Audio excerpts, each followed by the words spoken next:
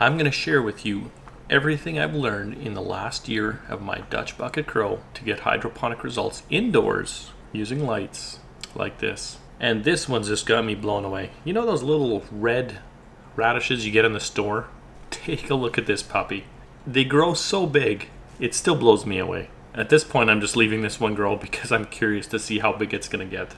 Now, whether you want just kale for salad, or you like produce that you can't find in the grocery store, or if you have some spices that you can't find around like summer savory, indoor growing is a great solution for this. Now, if you're wondering how flavorful is this stuff that you grow inside, if you compare it to grocery store, there is no comparison. This stuff is way more flavorful. In fact, I'm willing to grow strawberries from seed for that reason. Now, if you're looking at beginning to do this, the first thing we're going to look at is lights. The light will state the size of your platform, drainage, how many pails, etc., etc. Now, if you're thinking you got a nice bright window or lots of glass, it's not enough.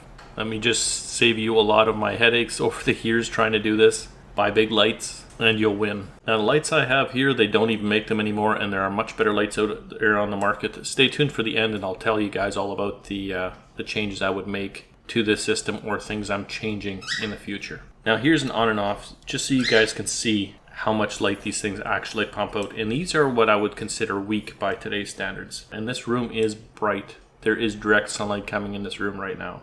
So I made a platform based on the lighting supply, which is 36 by 36. On top of there, we're going to put a 5-gallon pail with a lid. Inside, we're going to connect all the pails with PVC tubing, and we're going to use rubber grommets to make sure we don't get any water leaks. These grommets that I've found for 3/4 inch PVC, 1-inch hole is just perfect for these things. Now here you can see the connection of the pails. There's just a T, and they're just pushed together so I can disassemble it as well. There's no adhesive on any one of these PVCs. Then take a paint strainer bag, and that goes inside of the pail. And this is just to keep perlite out of your system, which brings me to the grow media, perlite. That's exactly what I use. Fill up the pails. After you got them all filled up, that's where the lids go on. And that is your no nutrient media that we're going to be growing in. Now that you've got your pails all connected, you need somewhere for that water to drain to. So what I've done here is I've gone into, I think it's a 4-inch tubing, and just drilled a hole in the top to fit it all together. Any of the fittings that you see outside here, they are glued together to make sure that there's no leaks.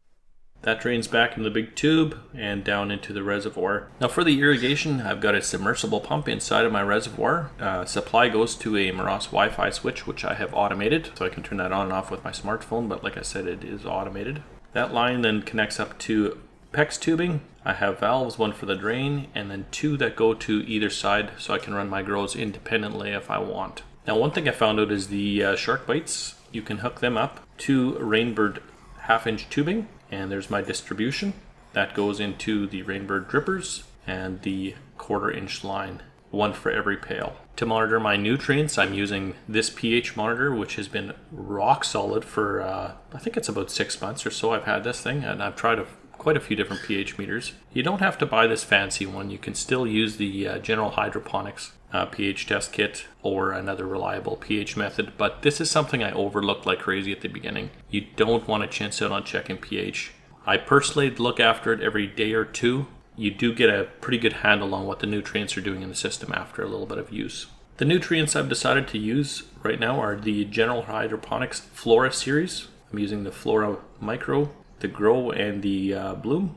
Additionally, I'm also supplementing with the Armor SI and the Cali Mag, and the reason I do this is before I added this into my reservoir, I was having trouble with blossom end rot on both my peppers and my tomatoes. This has cured that. I haven't seen a single one since. Here's my current mix per gallon of the nutrients I just mentioned. You'll know when it's time to change the nutrient solution. If you're monitoring your pH and your EC or your ppm, your nutrient levels, you'll see there's going to be a time somewhere during probably about 7 to 10 days where it's just going to stop taking nutrients. That's going to stay the same, and the pH will stop fluctuating.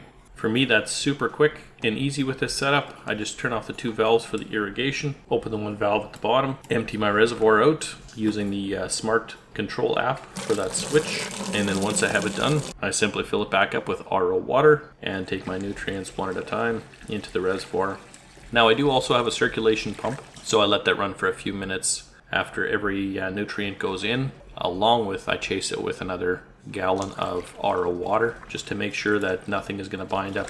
And here is what it looks like after a water change. My values 6.47 and 1300. Now don't rush changing pH the day that you do the nutrients. As long as it's between 5.5 and 6.5 for your pH, just leave it alone, check it the next day, and adjust the next day. As long as it's within that range. You don't want to start chasing pH. That's a dangerous thing. Another thing that you're going to probably want to do is put some kind of way of tying up your plants. And I found these little clips on Amazon. And what I do with them is I put a string up to the top of my grow and just clip them around the plant stalks like you see here. Most everything grows really good till it gets about 2 feet tall, maybe 3 feet tall. And my last pepper plant I did not do this with because I was thinking, it's sturdy, it's staying up on its own. Everything will fall eventually. They just get too big. This will keep them growing in the right direction, and it also keeps your grow much more organized as to what's growing in each pail. Things that I would change in this setup, or that I'm looking at changing actually right now, lighting is one. The blurple lights get really annoying when you're working in the grow room, and there's a couple of good ones that I'm actually looking at. I will be testing the Spider Farmer here shortly, and I'm thinking also the budget light that I might have been better off getting is a Hydro Farm, but I don't have one of them coming. Another thing that I think I'd like to change as well is the nutrients. Now this has been working for me, but I think there's better out there. There will be a test of Master Blend coming up shortly, and that might get me changing to that, so I will try that out. So things that I'm looking to change for the next year. If you do have any questions, leave them down below. I will try to get back to all of your questions.